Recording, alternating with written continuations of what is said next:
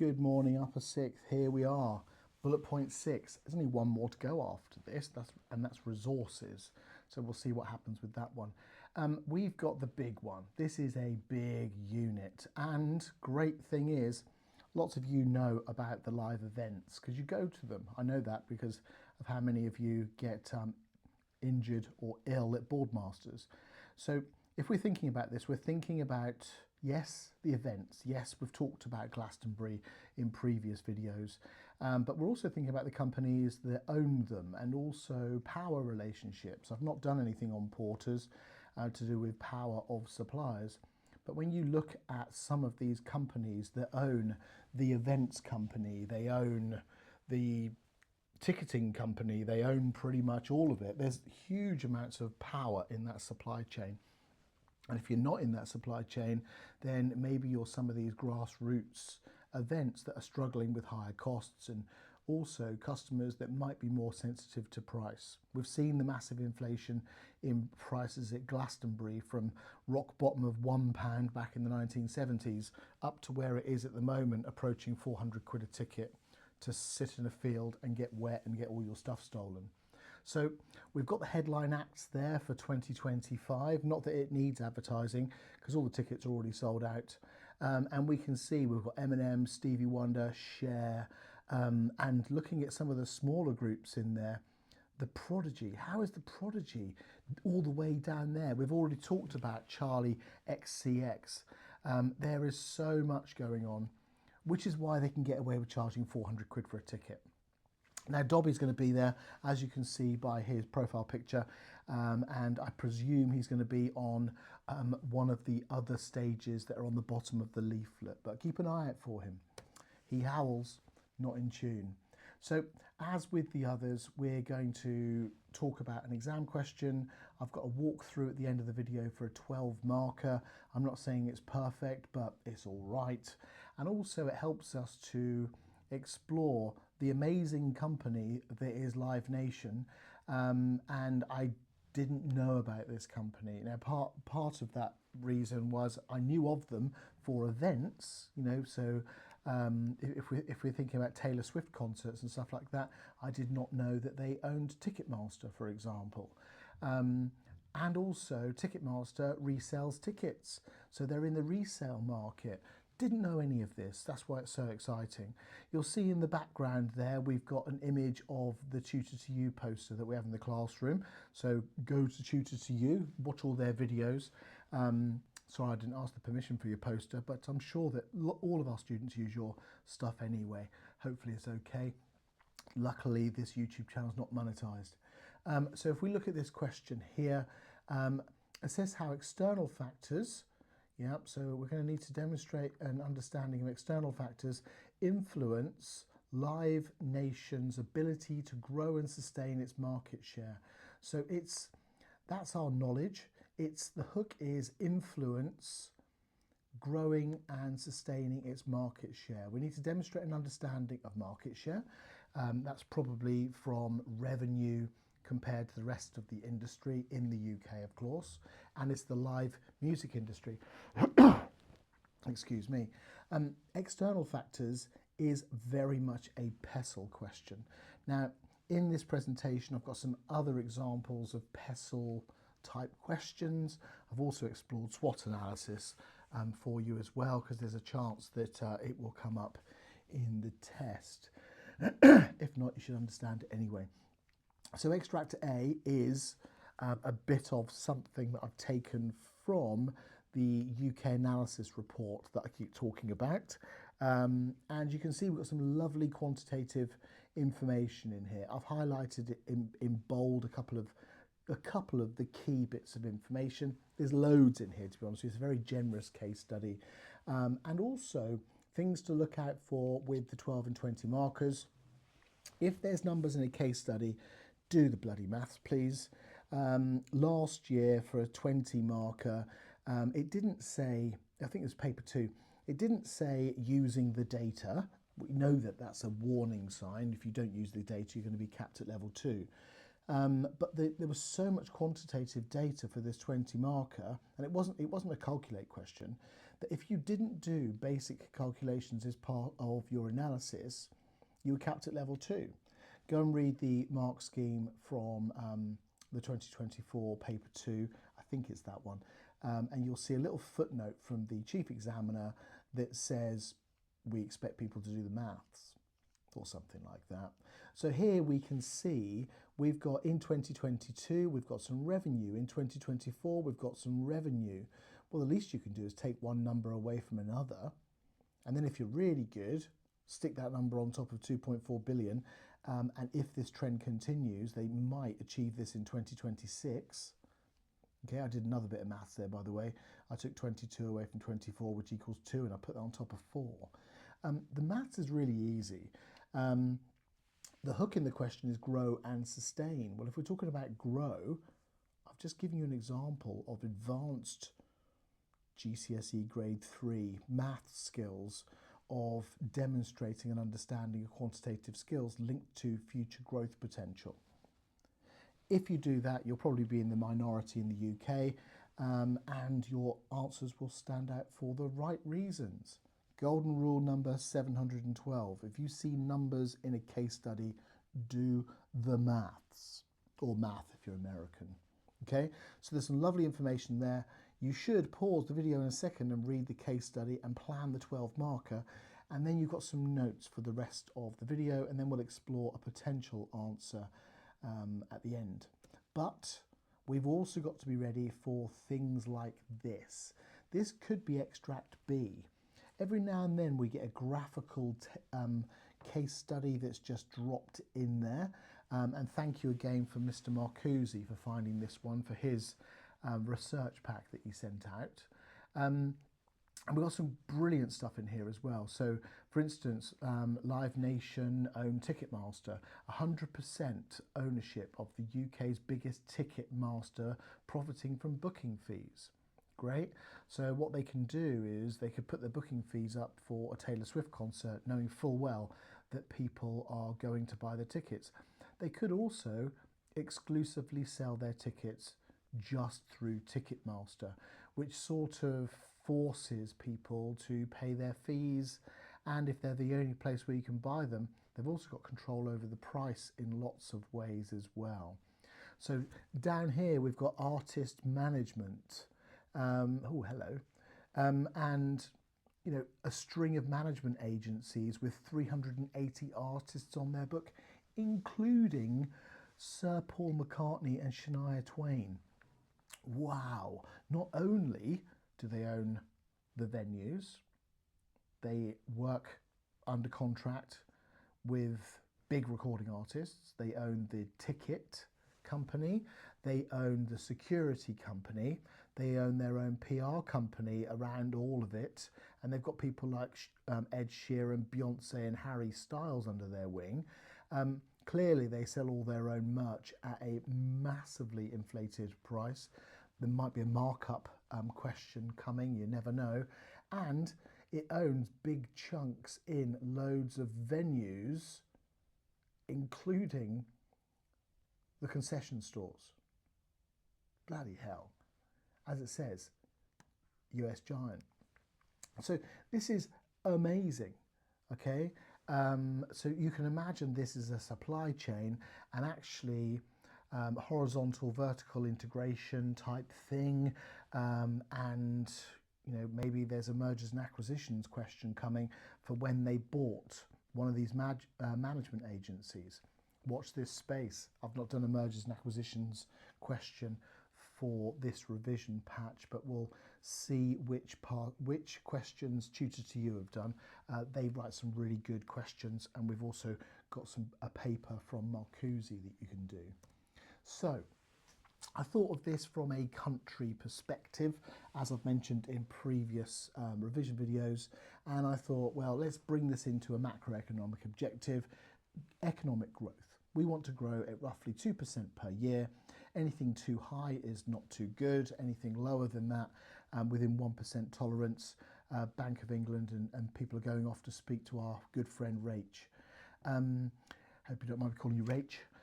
So if we think about GDP, we don't just think of the generic total income output of a country. We think of the components. So we think of consumption, capital investment, government spending, and then net exports, which is obviously exports minus imports. And it's really important that we understand how this sector might help. So we can see here GDP, consumer spending. We'll just look at the difference in price between 1970 and 2025.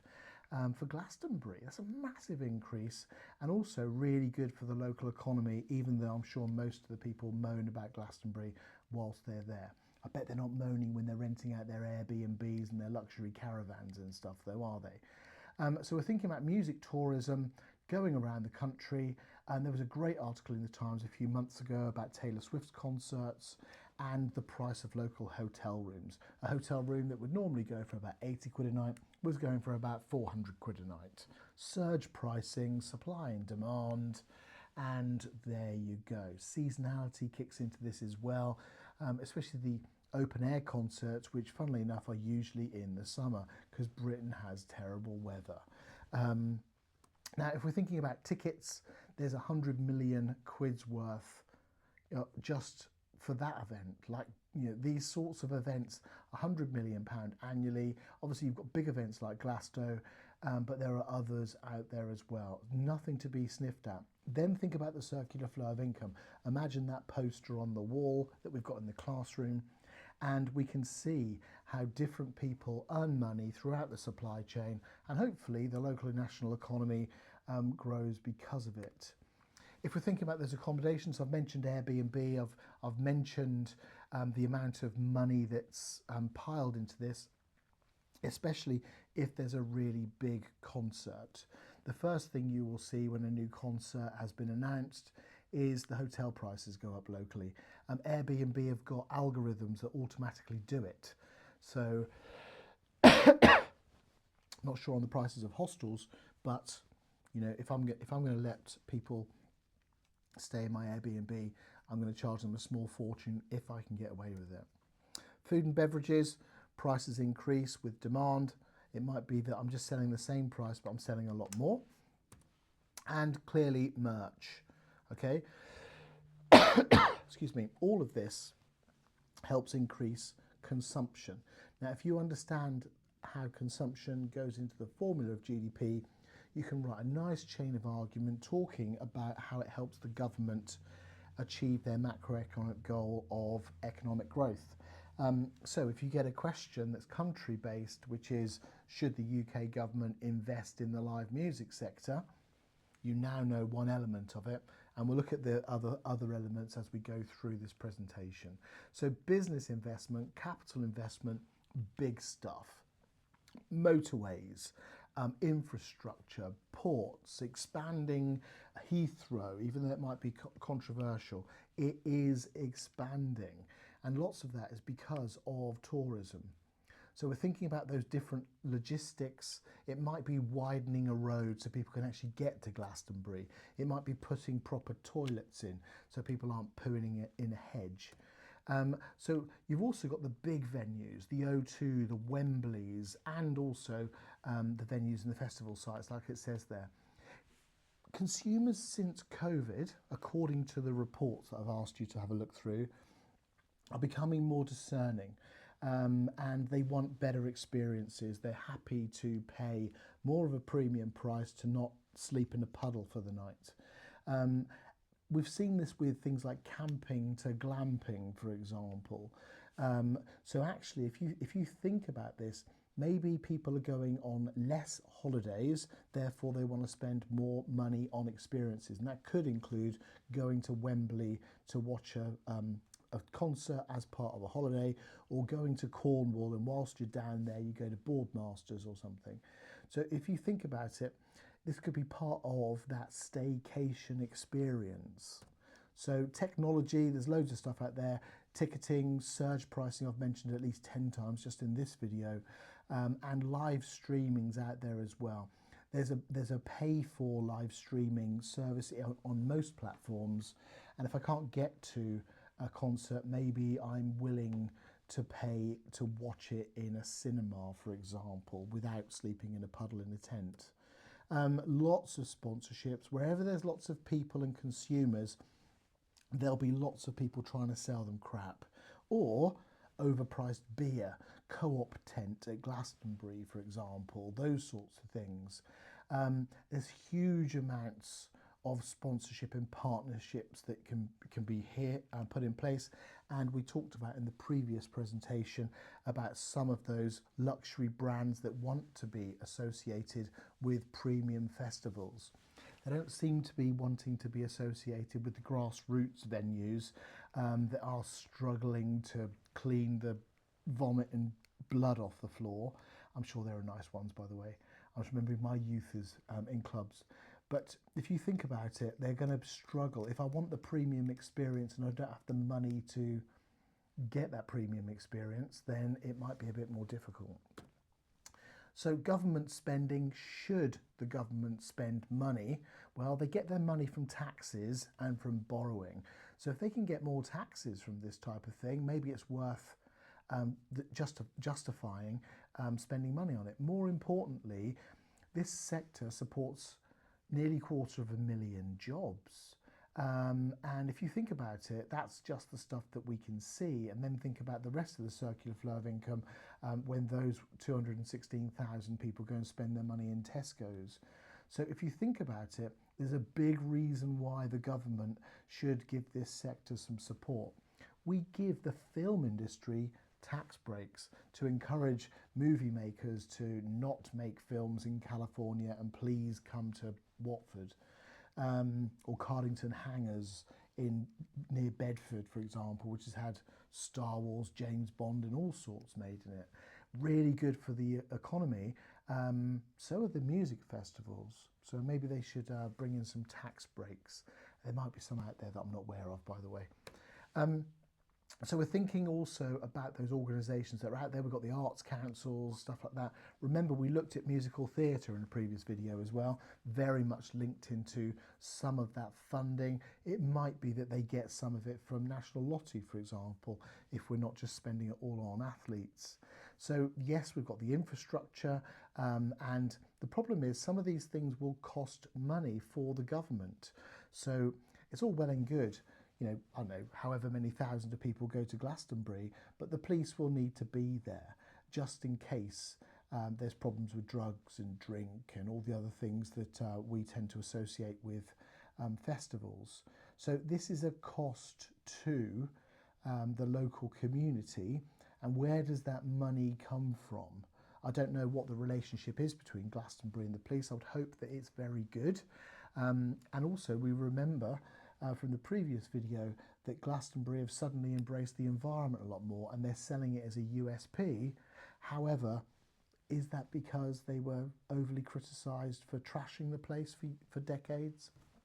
Don't know. Brexit, we know about tourist visas. Well, people coming into the UK might need to pay more money to get here, and therefore this could add to the cost of their enjoying the music in the UK. There's lots of things there. We understand trade blocks, and yes, we could spend more money on it, but we shall see. And yes, we're talking about the dreaded increases in national insurance for part-time staff.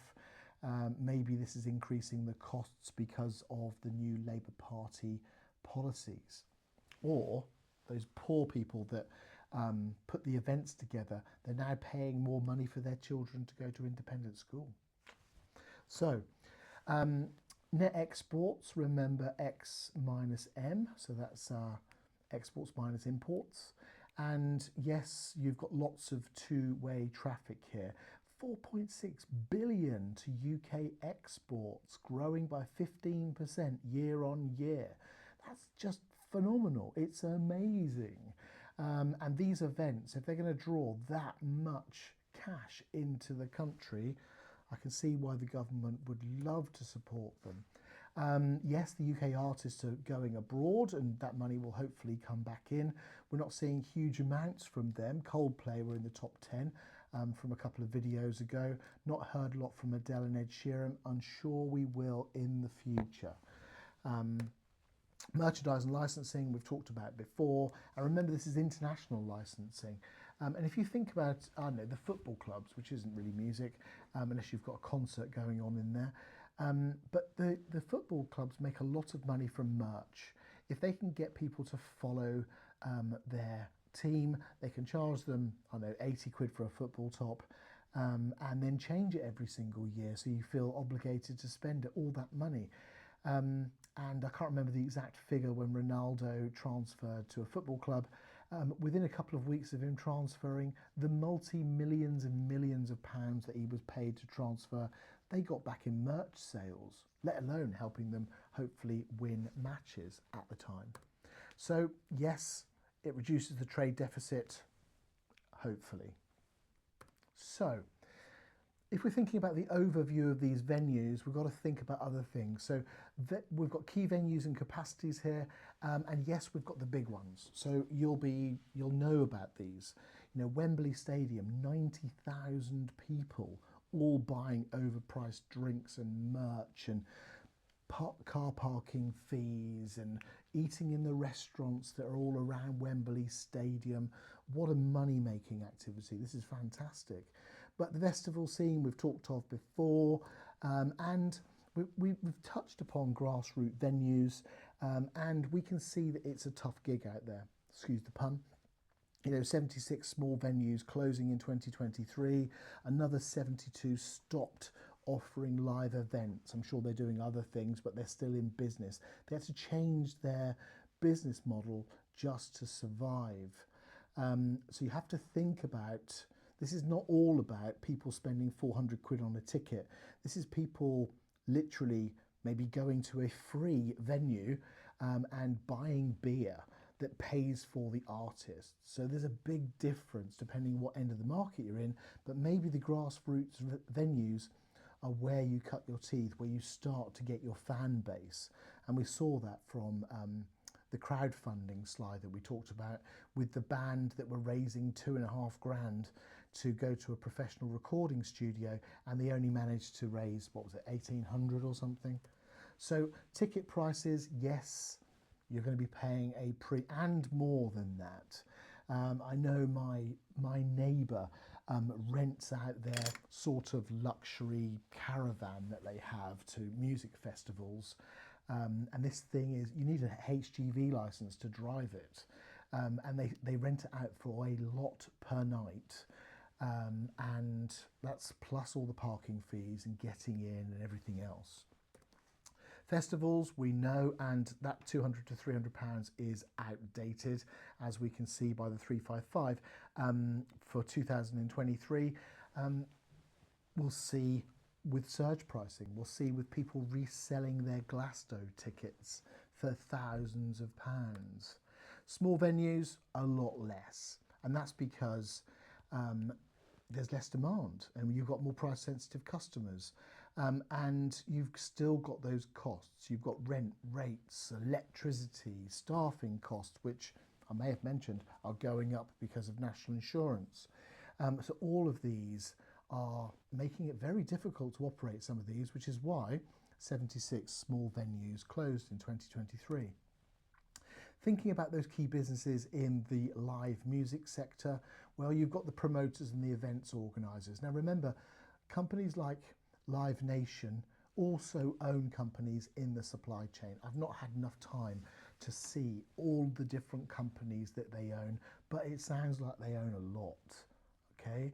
Which gives them a huge amount of control over the sector, and I'm sure there are others out there that I'm unaware of. Ticketing companies, Ticketmaster, we know that that's part of Live Nation. And there are others out there as well, and the resale platforms that are, you know, getting those inflated prices, sometimes pirated tickets. That's another issue, which probably won't come up in the case study this summer. But you know, there are lots of people out there that will go in, hoover up tickets, and have got no intention of going to festivals. They just want to make a small fortune off of reselling the tickets. We shall see if the legislation kicks in properly.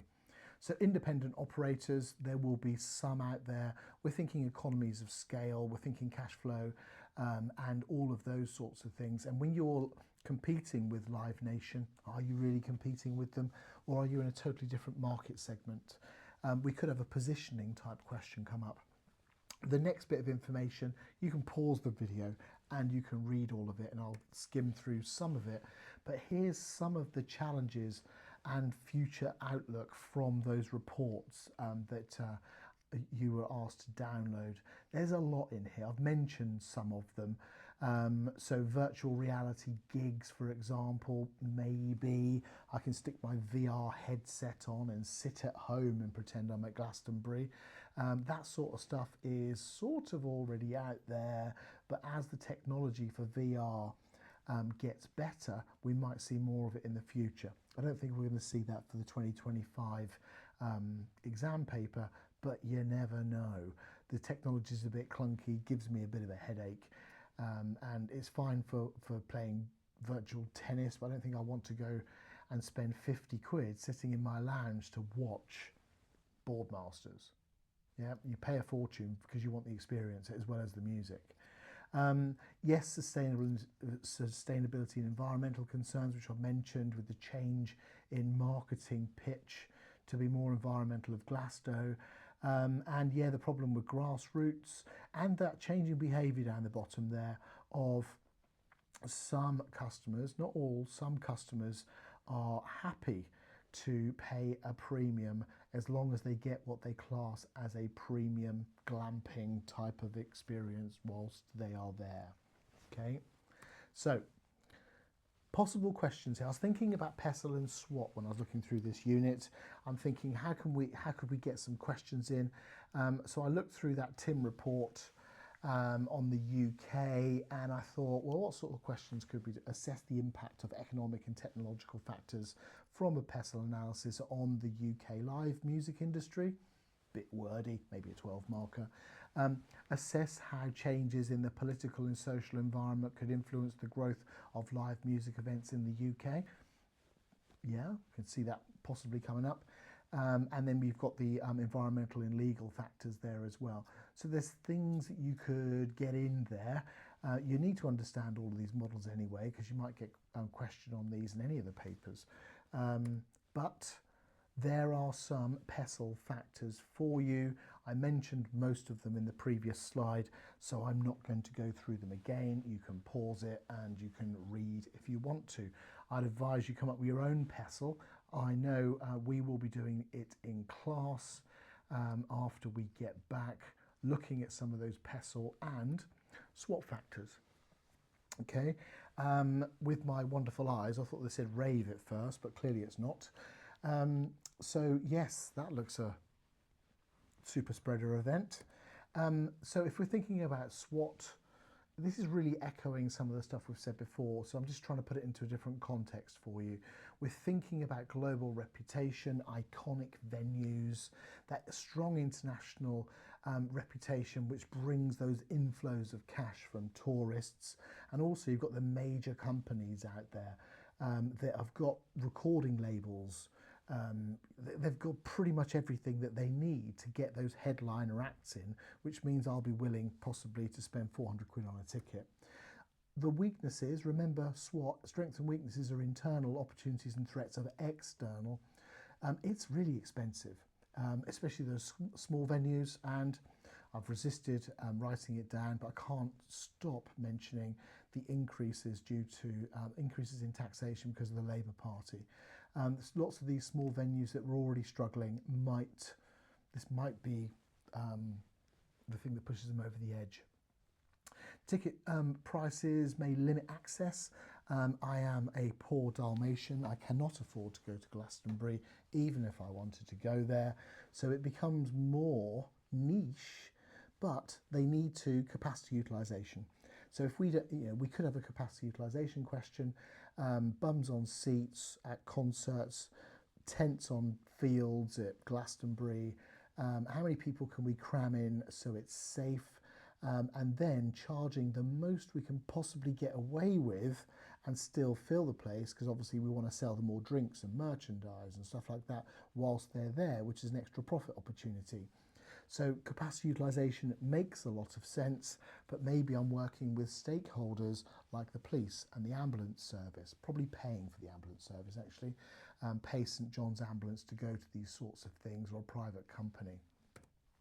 Opportunities, external stuff happening that maybe will benefit this sector. Don't need to go over those again. And we've got the threats. You'll notice that AI is mentioned a couple of times in this. And there's lots of people that are worried about music creation and songwriting and all those sorts of things. We'll see what happens in the future. Climate change is an issue for outdoor festivals. So think about the environment that's there. If we suddenly have a very wet summer, there might be less people that are willing to go to concerts, which means I might need to lower the price to fill up the concerts. If I don't fill the concerts, then maybe I don't have the money to pass on to the headline acts. Maybe the headline acts don't want to come if there's a half full audience, for example. So you've got to think about these extreme weather conditions. We don't tend to get the extreme stuff that we see in Florida and stuff like that, but we do have torrential rain, we do have floods. We'll see, but don't forget the environment that these concerts and outdoor festivals are actually held in. It's an important factor.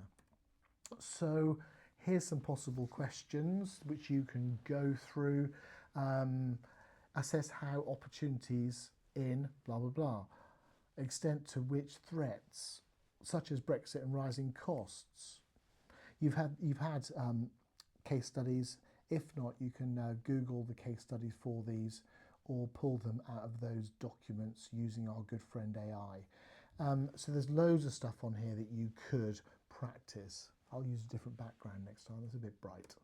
So back to our 12 marker as we finish off this very long video. And assess how external factors, we're going to need to demonstrate an understanding of that. I'm going to mention PESTLE. Influence the ability to grow and sustain its market share. So external factors influence, if I had a narrow pen I could draw that over, that's the hook. And clearly the context is UK live music industry. Now this could be small venues, big venues, but the case study is Live Nations. We had 2 data extracts, remember. One of those was with images and some text, and one of them was obviously text heavy with some quantitative stuff. We're going to remember the golden rule, can't remember what number it was, 700 and something. If there's numbers you're going to do a calculation and you're going to talk about what that possibly means. And in context with this, it's really easy. It's about growth and market share. So if you can't do a calculation and then extrapolate that data forward in time and then say if this trend continues, this might help them to grow and possibly increase their market share, don't expect 12 out of 12. So here's a definition. External factors include PESTLE factors that impact a business, such as economic conditions, regulations, and technological advancements.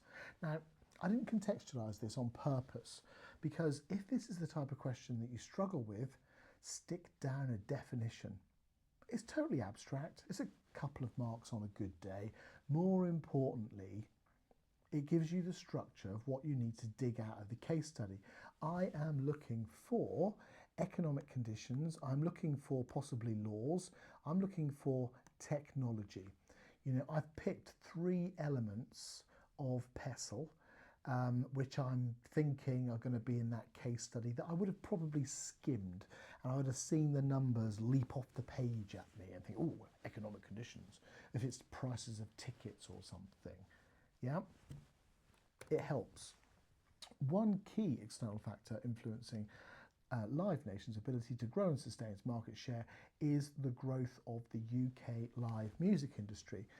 If I had my pen, I would put a P next to that for point. That's my point. I'm just going to state what it is. Not going to get many marks for that, if any.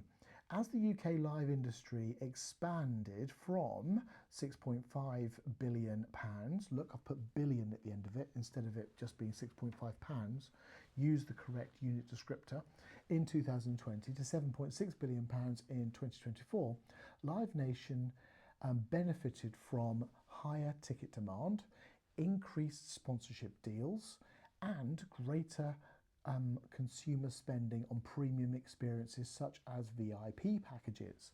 Loads of context in there. I've emboldened benefited from because it's a connective.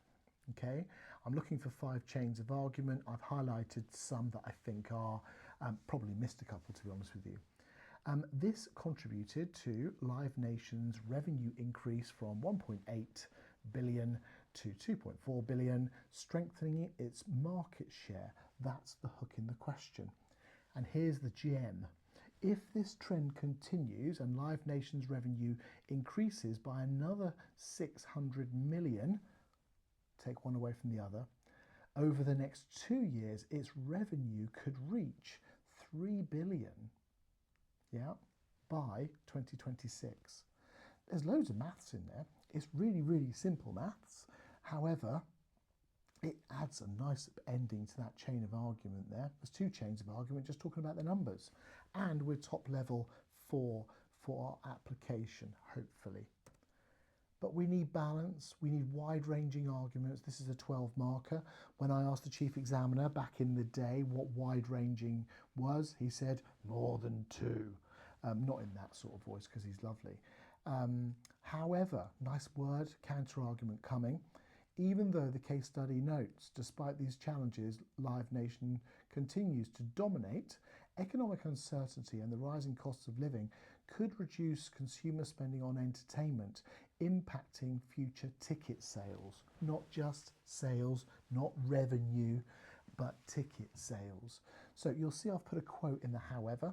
It's definitely contextualised then. And also I've put ticket sales, which is directly related to growth sustain.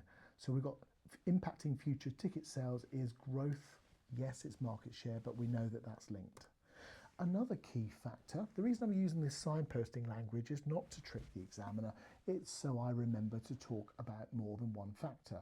This question says how external factors, there's an S on the end of that, which means more than one.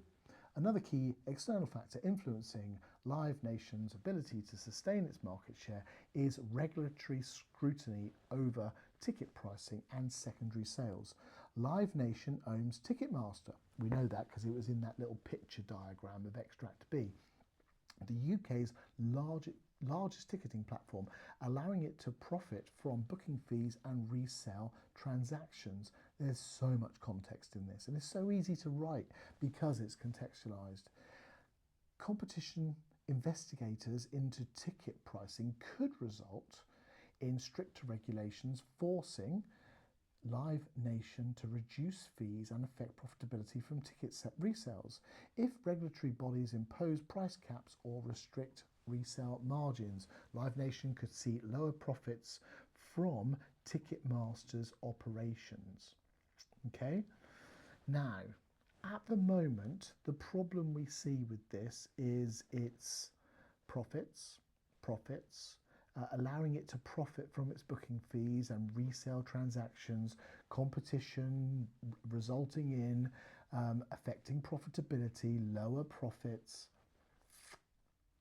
This question is not about profits. This question is about growth and to sustain its market share. That entire paragraph, unfortunately, we'll see what's in the however in a bit, but we need to think about how this is linked to the hook. The risk is that if this next sentence in the however doesn't link it into growth and or market share, then it's not actually answering the question. So go very careful with getting all excited about profits. If ticket price regulations reduce the sale profits by 10%, Ticketmaster generates an estimated £500 million from resale fees. Live Nation could lose £50 million annually from its ticketing division. Well, that is linked to growth. Whew, breathe a sigh of relief. And what happened in this fictitious scenario is the student wrote their wonderful paragraph that they were all excited about profits. They then thought, what's the hook in the question? They quickly went back to what they had highlighted.